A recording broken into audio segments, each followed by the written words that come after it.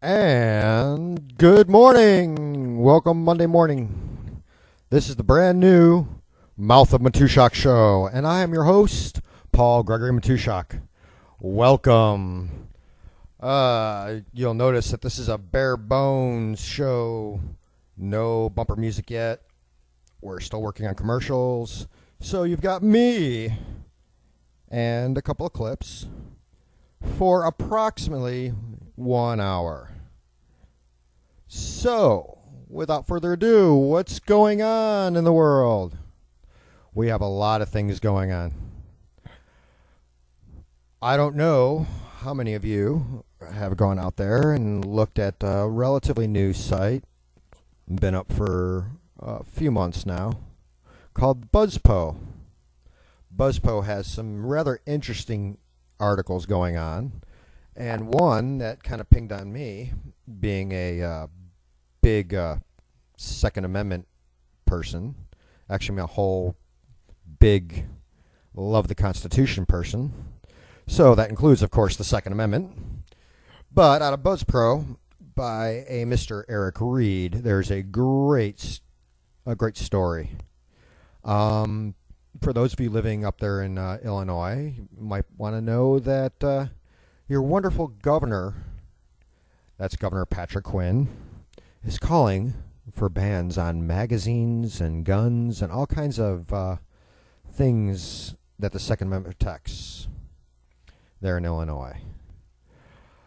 And he has fully endorsed what's called the Illinois Public Safety Act. Eric Reed writes, ironically enough, the news conference occurred on the south side of Chicago, a section of the city chronically plagued with gang violence. Governor Quinn stood at the microphone explaining how Tanya Gunn tragically lost her life to a gun. He uses her death as a reason for needing this bill, stating, assault weapons have been used over and over again to kill people.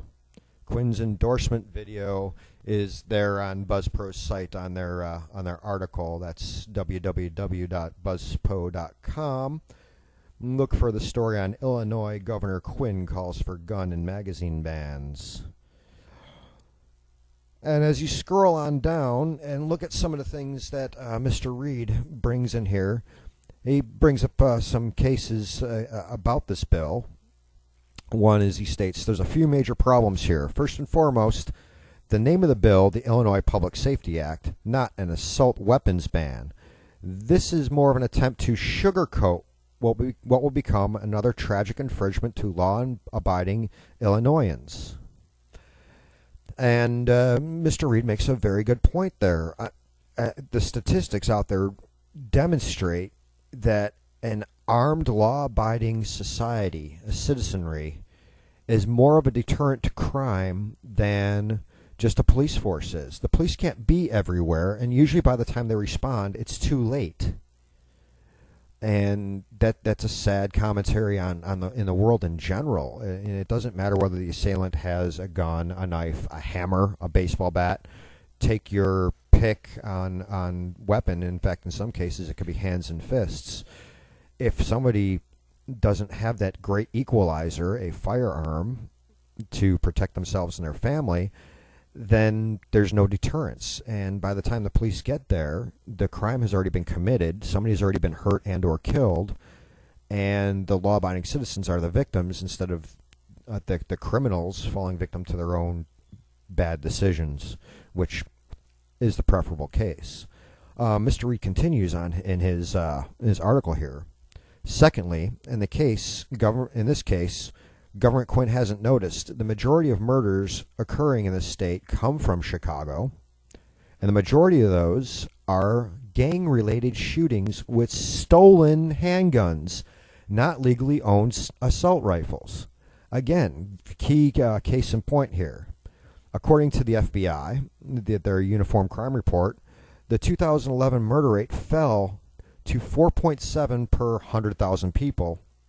And one should bear in mind that just 2.6% of all murders are committed using any type of rifle. The number of murders committed a so-called assault weapon is so low, statistics aren't even kept.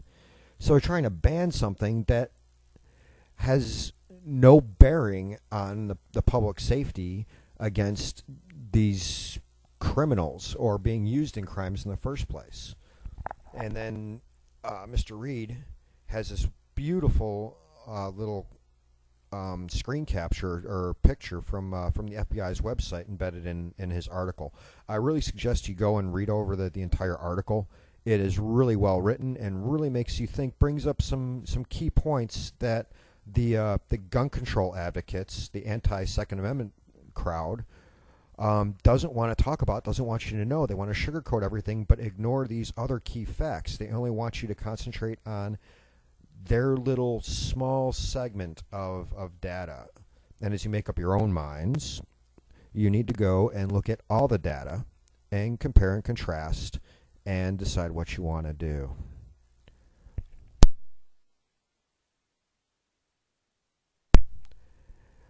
Also, over at BuzzPo, once again, a great site that I discovered recently, and had a great friend who writes over there named Liz Harrison, kind of tipped me off to BuzzPo, is they have a lot of great stuff there, and they have a lot of stuff coming out of Chicago today.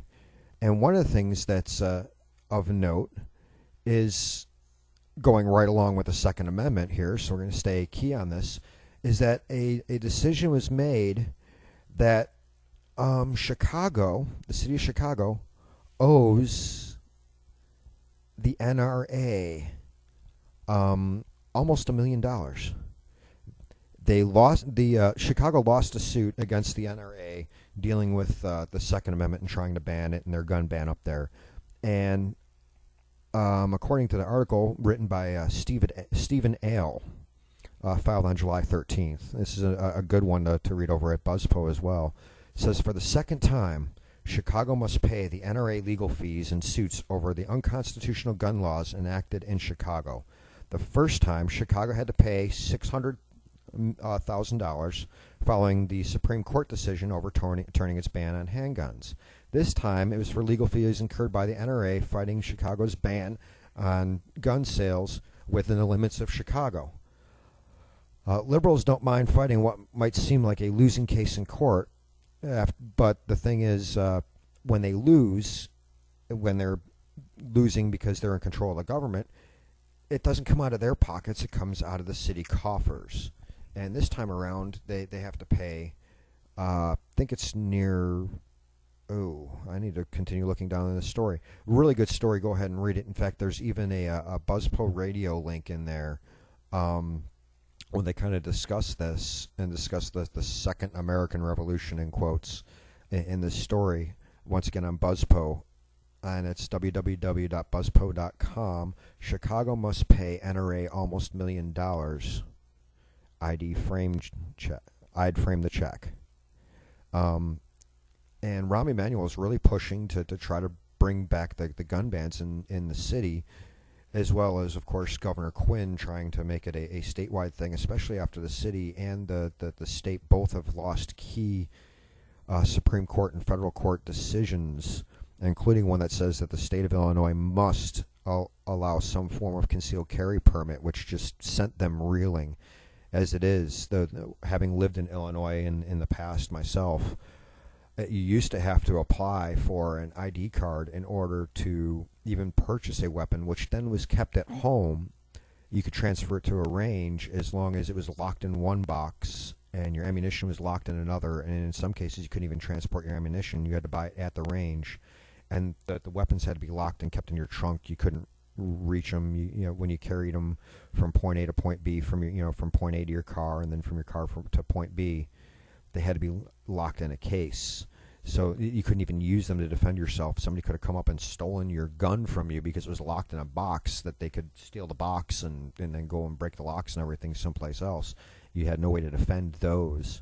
Really, really dumb laws in that state. But now they actually have to have some kind of a mechanism to allow people to apply for and receive concealed carry permits. And they're still trying to work through that up in the state, last I heard. They're still trying to knock out exactly what the ins and outs were.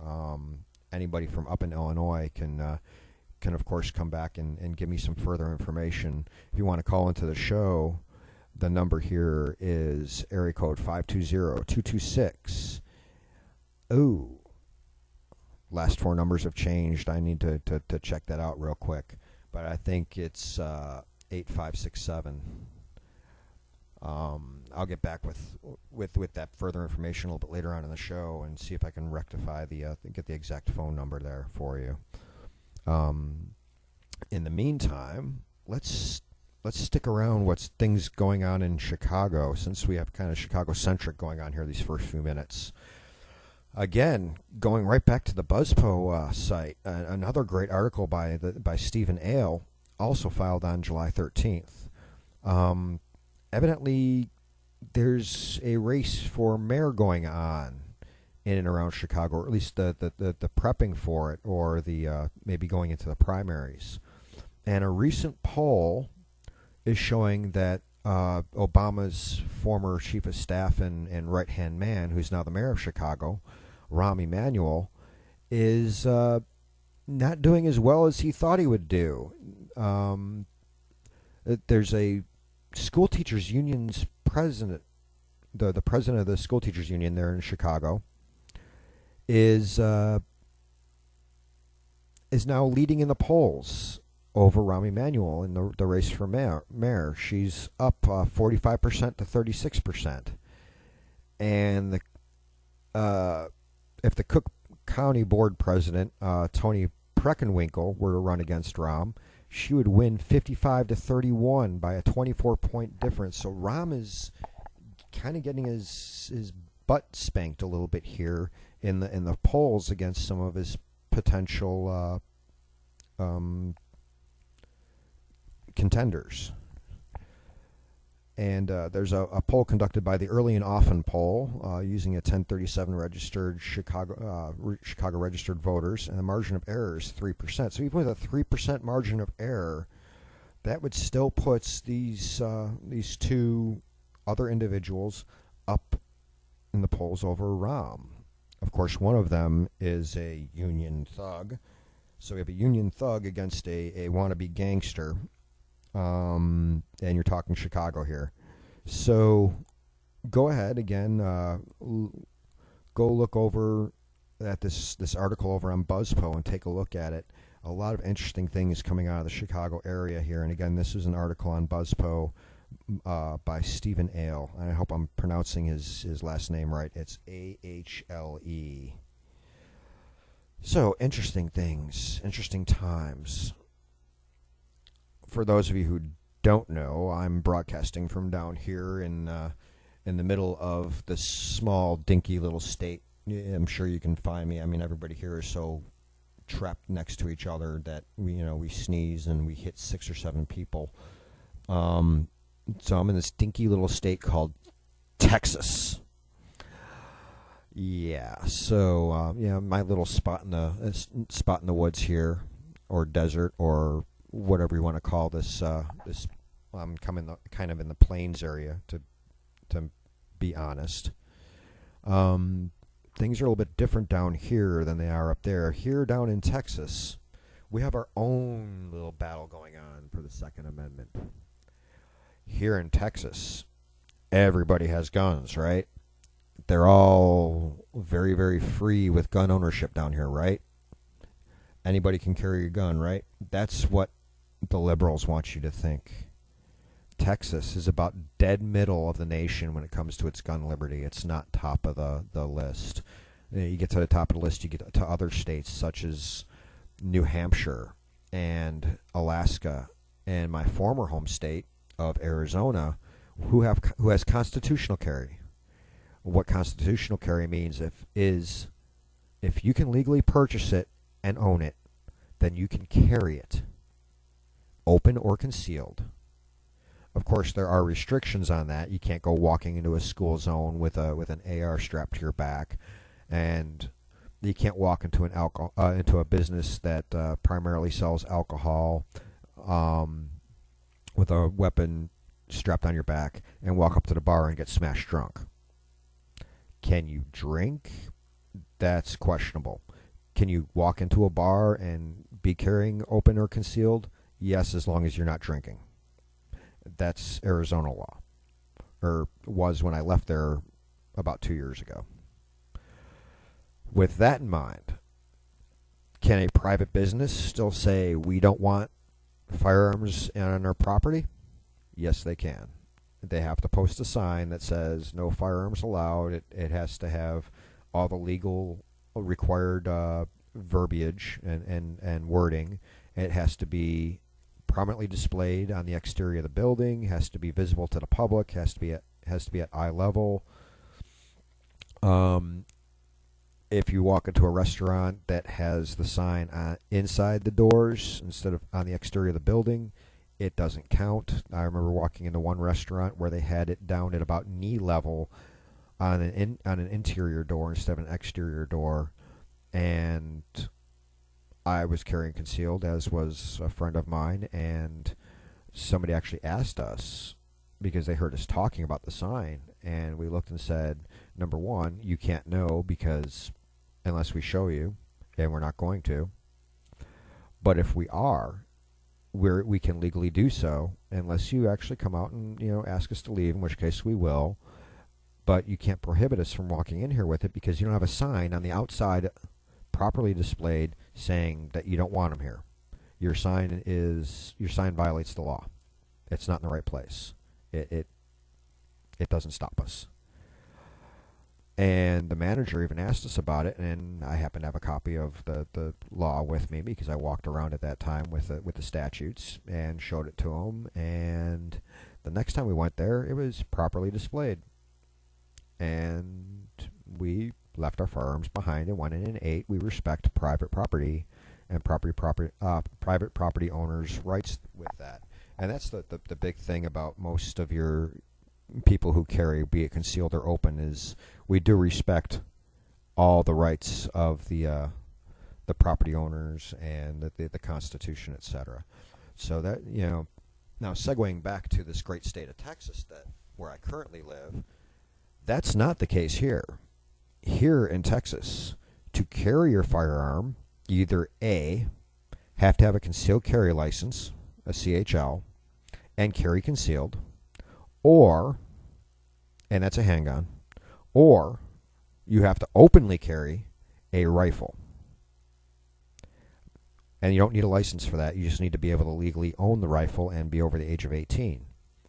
So there is no middle ground in that. It's openly carry a rifle if you're over 18, or if you're over 21, go and get a CHL and carry concealed. You can't openly carry a handgun.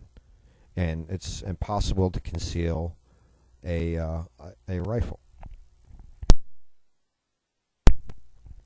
So, with all that in mind, we have a group down here, several groups down here, who are kind of along the spectrum when it comes to open carry in varying degrees.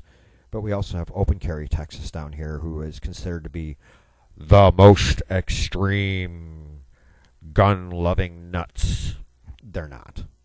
Well, they're gun-loving citizens. I wouldn't call them nuts. But, of course, every town in MDA and Mayors Against Illegal Guns and all those whack jobs out there who hate the Constitution want people to believe they're all nuts, walking around with their guns, pointing them at people to make them, hoping that by pointing weapons at people, they will no longer feel endangered by people pointing weapons at them. Not true. They carry them legally, meaning they're not brandishing them. It takes 3 actions to actually use the weapon, meaning it has to be brought to bear, has to be taken off safe, round has to be chambered, any number of actions that requires 3 actions before you fire. And that's the law, and that's how they carry. And they walk around.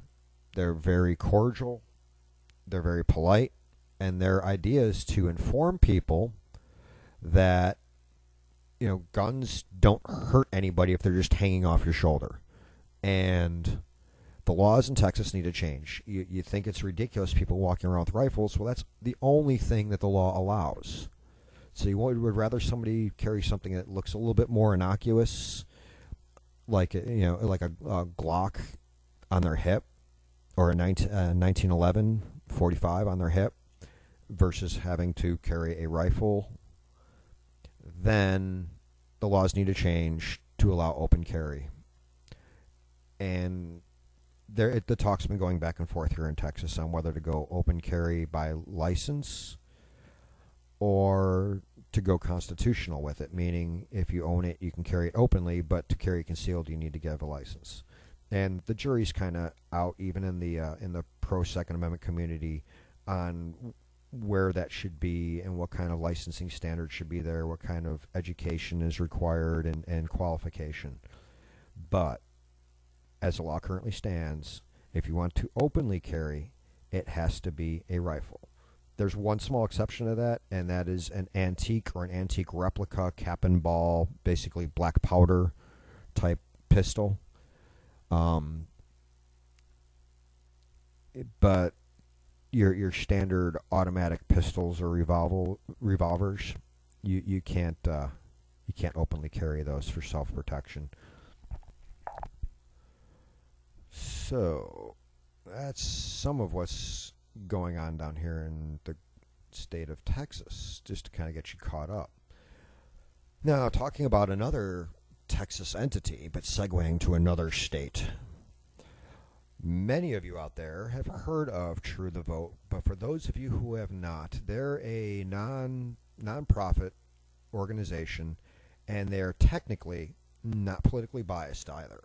They're apolitical, so to speak. Their entire reason for existence is to make sure that elections are fair and voter fraud doesn't happen. People don't stuff the ballots, try to limit gerrymandering, double voting, keeping the dead from voting. You know, if somebody's dead for 10 years but still casting ballots in elections, and making sure that voting is fair and legal. So that's what they do. Now, they got their start down here in Texas, and I don't want to give bad information on this, so I will say, if I remember correctly, and I could be wrong, it was in one of Sheila Jackson Lee's elections that True to Vote kind of got their start when they discovered a whole bunch of potentially or allegedly or possibly fraudulent votes or double votes or stuffed ballots filled out by dead people. So that's kind of where they got their start. And since then, True to Vote has gone nationwide, and they look into any election that seems really close or where things just don't seem copacetic. And that brings us to the primary runoff between Thad Cochran and Chris McDaniel in Mississippi. And True the Vote filed a lawsuit against Mississippi and the Mississippi GOP over that specific primary, that runoff. And what happened there is, basically True to Vote wanted to go and look at the records and everything, and some of their people were forbidden from actually looking at the full records and actually being able to do any kind of an investigation. So they filed a suit. Well, after filing that suit, they started certifying the election anyway, regardless. So True the Vote has followed up on their initial suit with a request for a temporary restraining order filed in the U.S. District Court for the Southern District of Mississippi. Well, according to this, the request states, Federal Rules of Civil Procedure, which permits a party to seek a temporary restraining order to prevent immediate and irreparable injury. Pursuant to Rule 65B, a temporary restraining order should be issued to prevent tampering, redaction, or destruction of voter records because defendant county commissioners have prevented access to the records, which is a violation of federal law.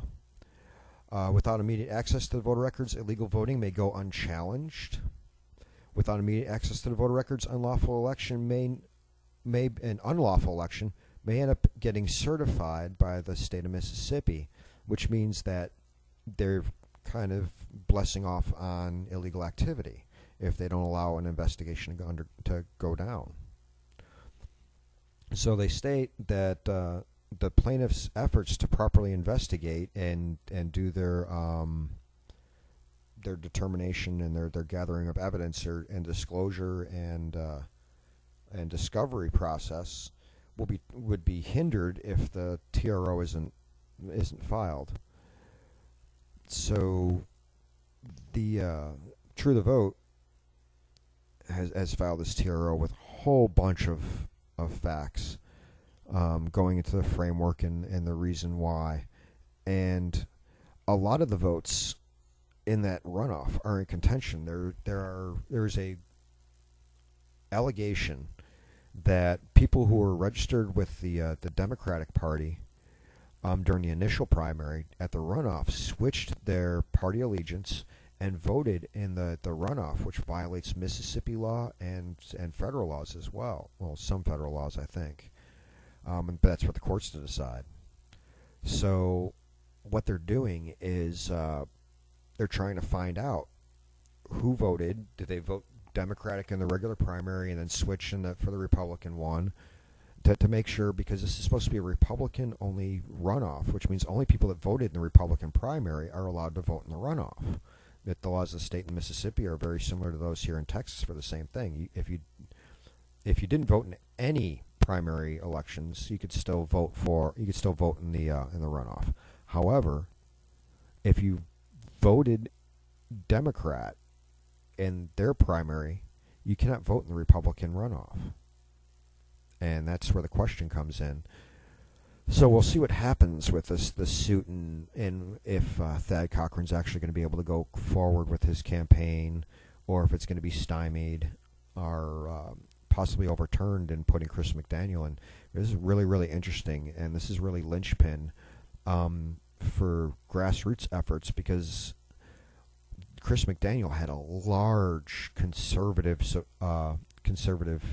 population support, whereas Thad Cochran was the establishment, wishy-washy, big government, old stuffy shirt, former, early 1970s level type Republican that kind of the grassroots modern Tea Party type pro-constitutionalists kind of oppose.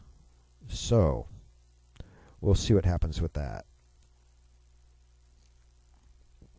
Meanwhile, ladies and gentlemen, we're going to head back down into Texas and New Mexico and Arizona and California.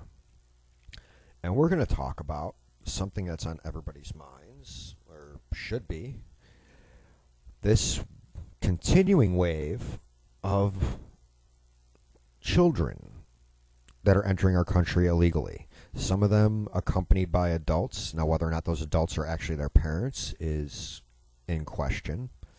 In some cases it is. In some cases it's not. But these kids are coming here.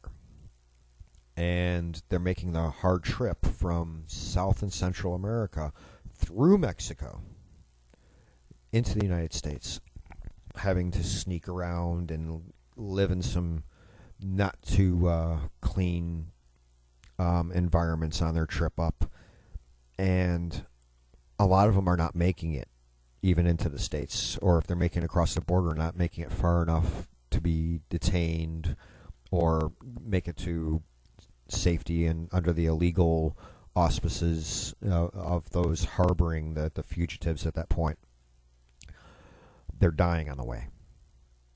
And those who do make it, a large population of them are coming in with either parasites or diseases. They're coming in with a thing called scabies, which is kind of like chiggers on crack.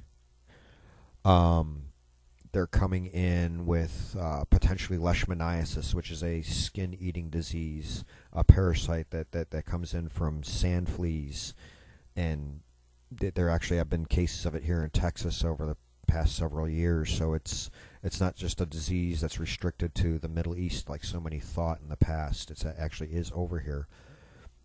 They also have kids coming in with chicken pox, potentially coming in with smallpox, polio, which here in the United States children get immunized against, or most children do.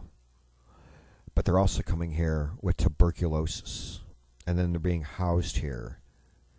And people are coming in contact with children who have tuberculosis or might be carriers of it and asymptomatic. And there's allegations that they're not getting proper and thorough medical screening, and then they're thrown in these detention camps. The disease is spread even worse, and then they kind of put them out to these charities where they're being housed temporarily until they can decide what to do with them, whether to send them home or find some place where they're going to stay or undergo the legal process, because they're other than Mexican. That's the label that the government gives them, not me. They're from these other countries, these non-contiguous countries. They have certain protections under loopholes that were started by an act that was first passed under the Clinton administration and renewed under George Bush's administration, that allow them to stay pending a hearing to see if they were victims of human trafficking and sex slavery. Well, of course they're victims of human trafficking. The sex slaving is what really comes into question here. So they're building up. And yes, the flow has allegedly tapered off a little bit, slowed a little bit, but they're still coming. And our Border Patrol is stuck playing babysitter instead of patrolling the border.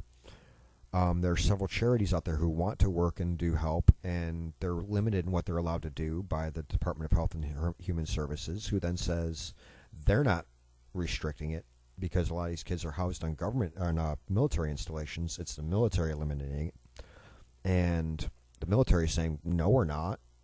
It's Health and Human Services. So they're pointing the finger at each other. Meanwhile, these kids have diseases that aren't getting treated, and they could be easily communicated to U.S. citizens and start spreading.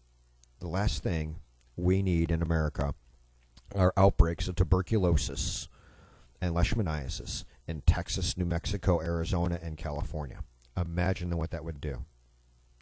Imagine all the people that now are out of work because they can't work around food or can't work in the health industry until everything's cleared up and they're considered not contagious because they contracted tuberculosis or some form of hepatitis.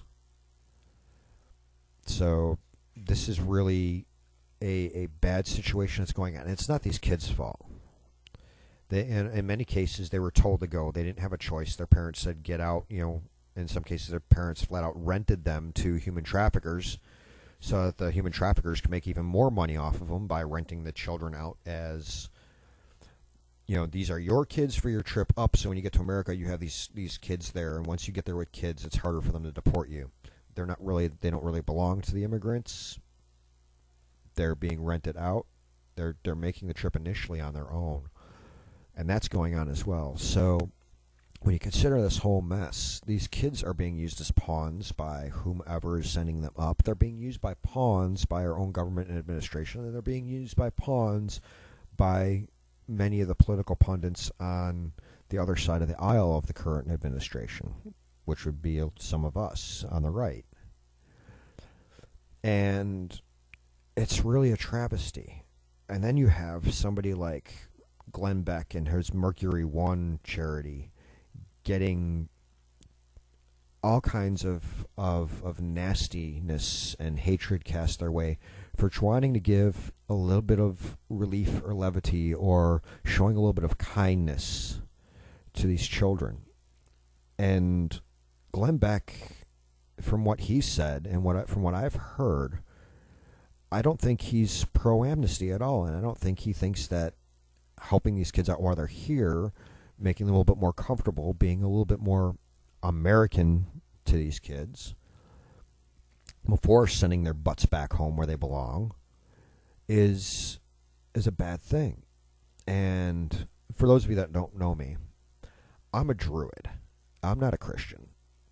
But I have some very strict moral values that come from my religion as well.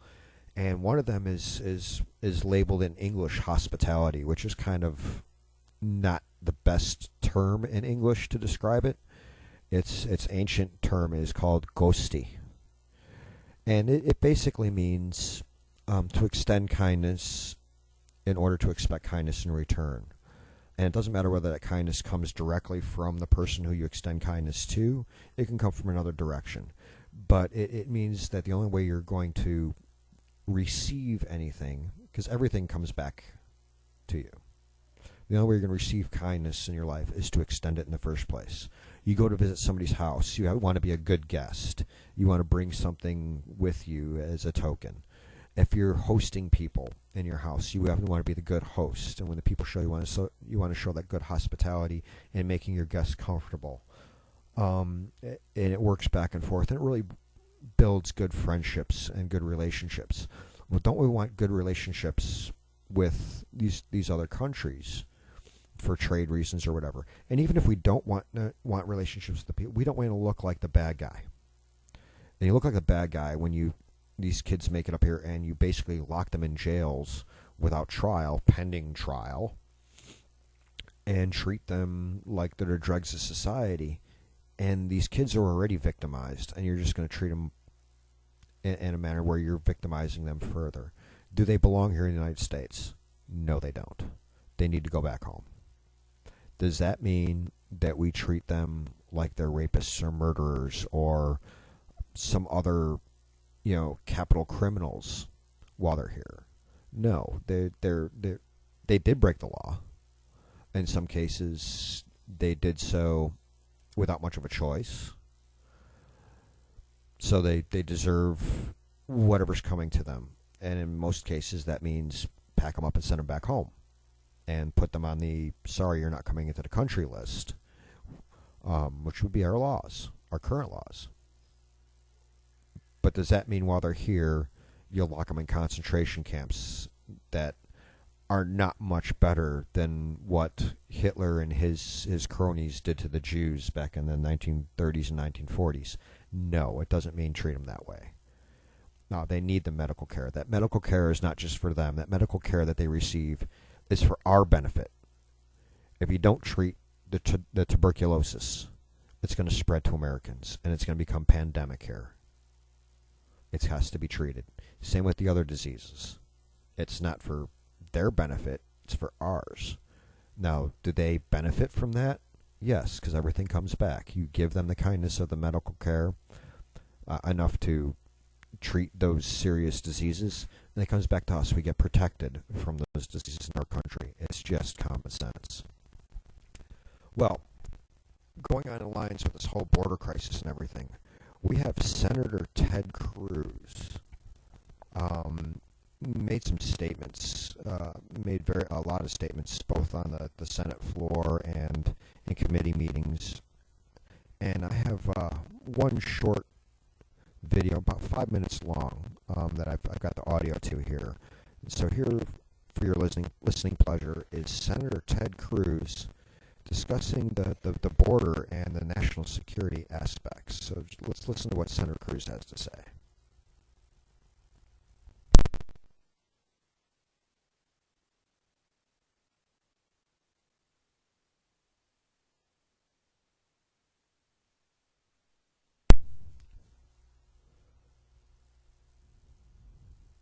Oh, looks like we have a technical difficulty. Let's see if we can get that to play.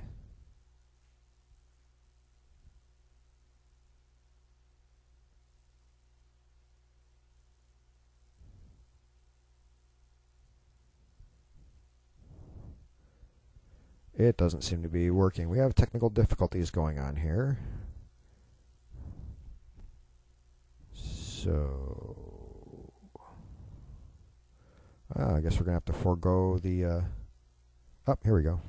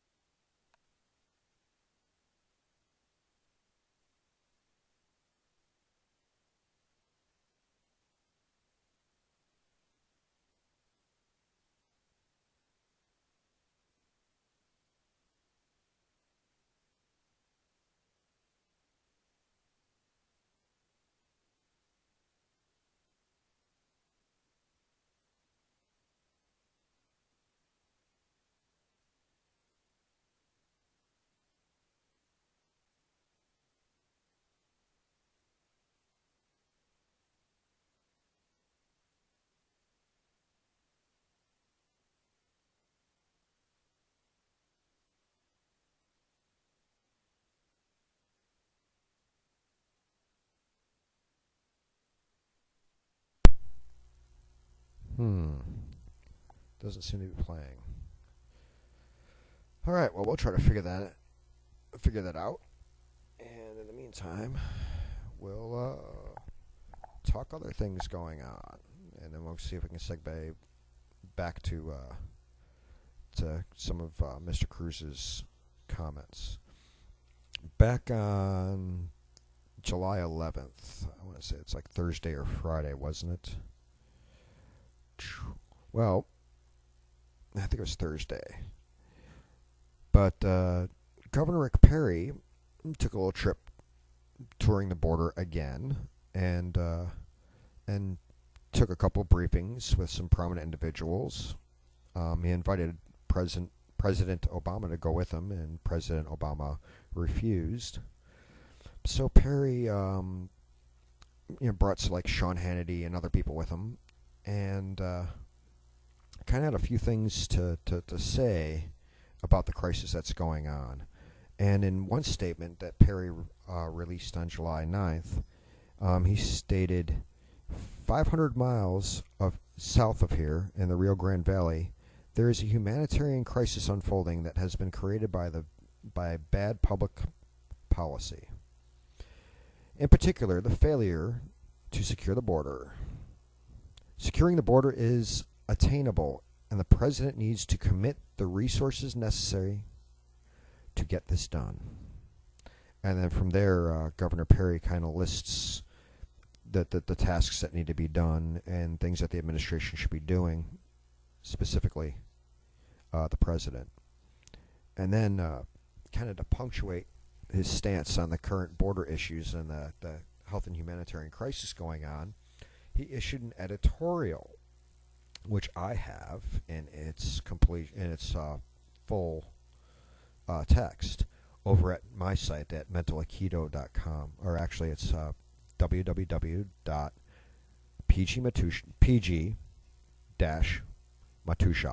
that's Matuszak, .blogspot.com, or you could just do a Google search for Mental Aikido, and the title of the article is Perry Maintains Pressure on Obama.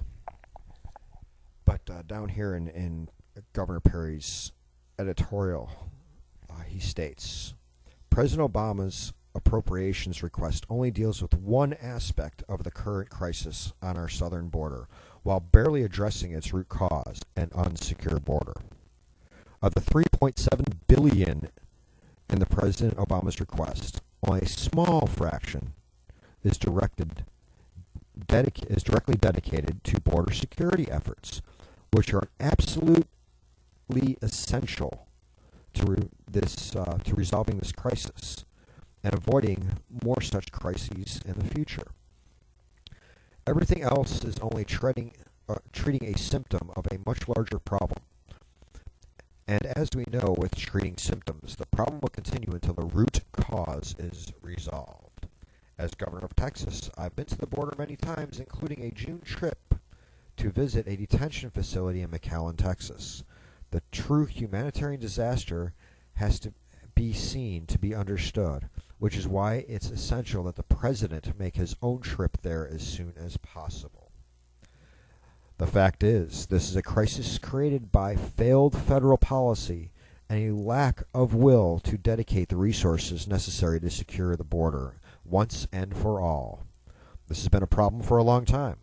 In Texas, we've spent more than $500 million since 2005 to supplement the border protection, fighting transnational gangs and drug cartels conducting criminal activities in the border region. With the influx of immigrants further straining the existence of federal resources that already weren't sufficient for the job, we've expanded our efforts to combat those elements seeking to take advantage of the situation. President Obama should make securing the border the top priority in resolving this crisis. To begin with, he should send 1,000 National Guard troops to the Texas-Mexico border to support operations until sufficient Border Patrol agents can be hired, trained, and deployed. He should also direct the Federal Aviation Administration, that's the FAA, to allow drone flights along the border to identify and track those engaging in drug or human trafficking. That includes sex slavery, people. Ignoring the core problem will only cause more hardship, encouraging more people to leave their families and risk their lives to cross a desert in the middle of summer. My hope is that Congress will expand measures that will enable us to finally secure the border and that President Obama will sign it into law. How about that, folks?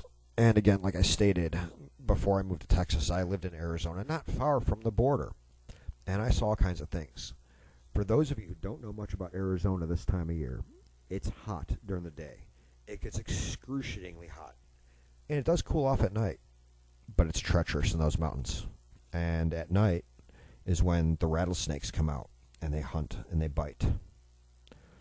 And there's not much water out there, except this is monsoon season, which means we get large amounts of water in the Arizona desert, down there on the border, large amounts once or twice a day on average. And that means large amounts in short periods of time. They'll get anywhere from 1 to 12 inches of rain in 15 minutes. We call that a flash flood. What happens to small children walking through a dry riverbed when monsoon season hits and a flash flood goes on? And by the way, they use these dry beds as kind of their means to come into the country undetected, because these dry beds have a lot of water deeper in the ground. So there's a lot of vegetation there. So it hides from overhead scanning and can obscure other visual markers, allowing them to kind of travel under concealment. So they're in these dried riverbeds, and they're dehydrated as it is. So they're kind of weak and a little bit disoriented, and then a flash flood comes. And when you're talking small kids, or even adults in some cases, all this water comes rushing down, and kid gets washed away, or in some cases an adult. Water gets all flooded into lungs, and you drowned. And then the water seeps away into the desert, where all the plants kind of get their little nourishment and everything, and it goes down into the water table. Dries off, or doesn't dry off, but flows down into the aquifer that becomes the San Pedro River, which is an artesian river. Used to be above ground, but earthquake kind of sent it underground. It is large, but now underground. So above the ground, you have this dried out area with a body that is dehydrated and drowned, and not a drop of water in sight. Makes you wonder how it happened, unless you know the terrain really well, in which case, monsoon season, got it. But it's treacherous crossing. And these storms happen either mid-afternoon or middle of the night. And when it's middle of the night, you already are having difficulty seeing. You're in the mountains.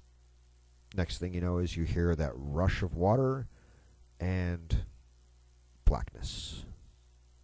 And the authorities find another dead body laying in the middle of the desert.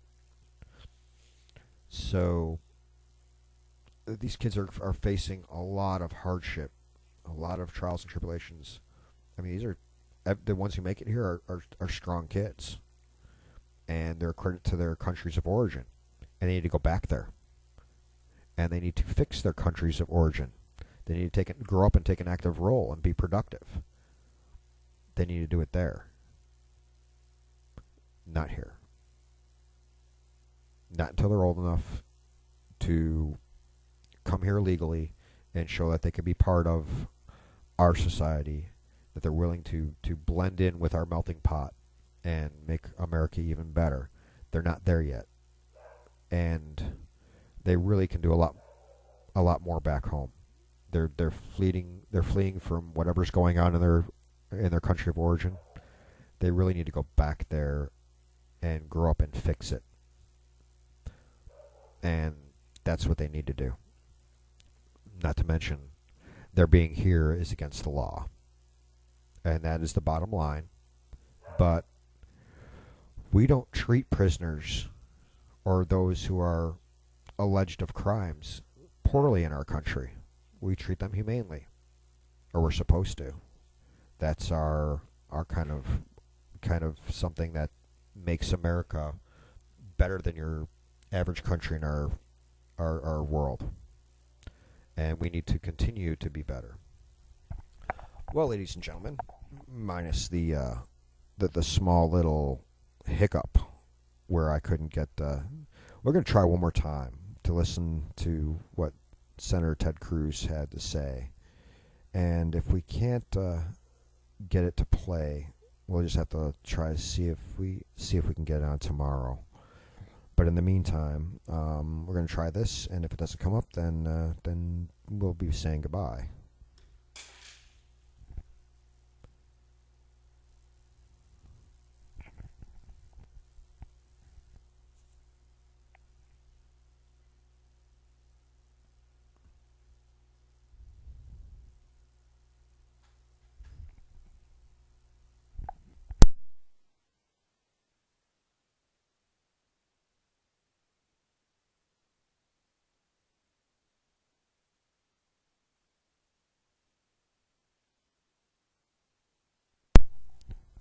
Okay, that doesn't seem to be playing.